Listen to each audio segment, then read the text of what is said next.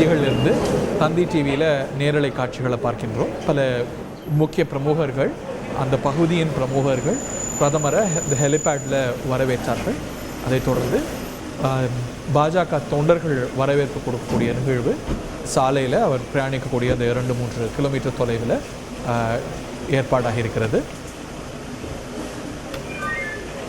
ராமேஸ்வரம் பகுதியில் பிரதமர் நரேந்திர மோடி வரக்கூடிய காட்சிகளை பார்க்கின்றோம். சோனை முத்தன் நமது செய்தியாளர் ராமேஸ்வரத்திலிருந்து இணைகிறார். சாலை மார்க்கமாக அவர் அடுத்து செல்ல இருப்பது ராமேஸ்வரம் திருக்கோவிலுக்கா வேறு எங்கேயாவதா? சோனை முத்தன், மேலும் விவரங்கள். வணக்கம். அதாவது 2 நாள் ஆன்மீக சுற்றுப்பயணமாக தற்போது ராமேஸ்வரத்தில் அந்த ஹெலிகாப்டரில் இறங்கி தற்போது அந்த மேலகோபுரம் வழியாக தற்போது வந்து கொண்டிருக்கிறார். அவர் நேரடியாக அந்த மேலவாசல் அருகாமையில் இருக்கக்கூடிய ராமகிருஷ்ணா மடத்துக்கு செல்கிறார்.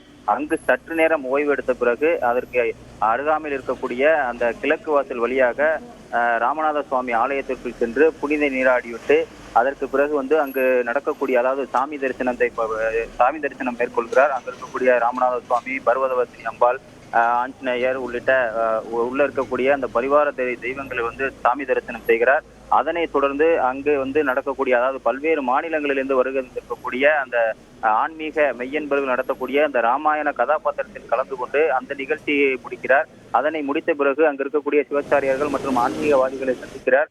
அதனை தொடர்ந்த பிறகு அங்கிருந்து மேலும் ராமகிருஷ்ணா மடத்துக்கு தங்குகிறார். தற்போது அவர் ராமநாத சுவாமி ஆலயத்திற்கு, அதாவது மேற்கு வாசல் வழியாக இருக்கக்கூடிய அந்த சாலையில் பலத்த போலீஸ் பாதுகாப்புடன் தற்போது வந்து கொண்டிருக்கிறார்.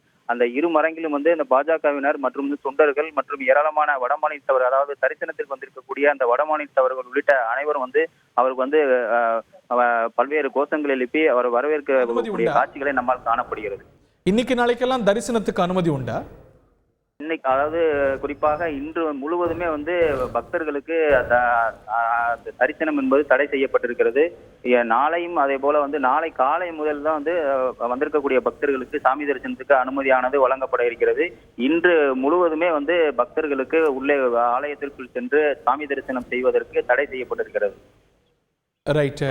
நாளையும் கூட ராமேஸ்வரத்தில் தான் இருக்கிறாருன்னு புரிஞ்சுக்கிறேன். நாளைக்கு தனுஷ்கோடிக்கு செல்கிறார், அங்கே கோதண்டராமசுவாமி கோவிலுக்கு போகிறார், அரிச்சமலைக்கு போகிறார். இது பற்றிய விவரங்களையும் சேர்த்து பதிவு செய்யுங்க. நிச்சயமாக. அதாவது நாளை காலை 8:30 மணி அளவில் அந்த ராமகிருஷ்ணா மடத்திலிருந்து கிளம்பி தனுஷ்கோடி அருகாமையில் இருக்கக்கூடிய அந்த அரிச்சல் முனை பகுதிக்கு சென்று அங்கு சிறப்பு பூஜைகளில் கலந்து கொள்கிறார். அதனை முடித்த பிறகு அங்கிருந்து ராமேஸ்வரம் தனுஷ்கோடி சாலையில் அமைந்திருக்கக்கூடிய அந்த கோதண்டராமர், பழமை வாய்ந்த கோதண்டராமர் ஆலயத்திற்கு சென்று அங்கும் தரிசனத்தை முடித்த பிறகு இங்கிருந்து அந்த திரும்பவும் அந்த ஹெலிபேட் தளத்துக்கு சென்று அங்கிருந்து மதுரைக்கு செல்கிறார் ஹெலிகாப்டர் மூலமாக. செய்திகளை உடனுக்குடன் தெரிந்து கொள்ள உடனே சப்ஸ்கிரைப் பண்ணுங்க.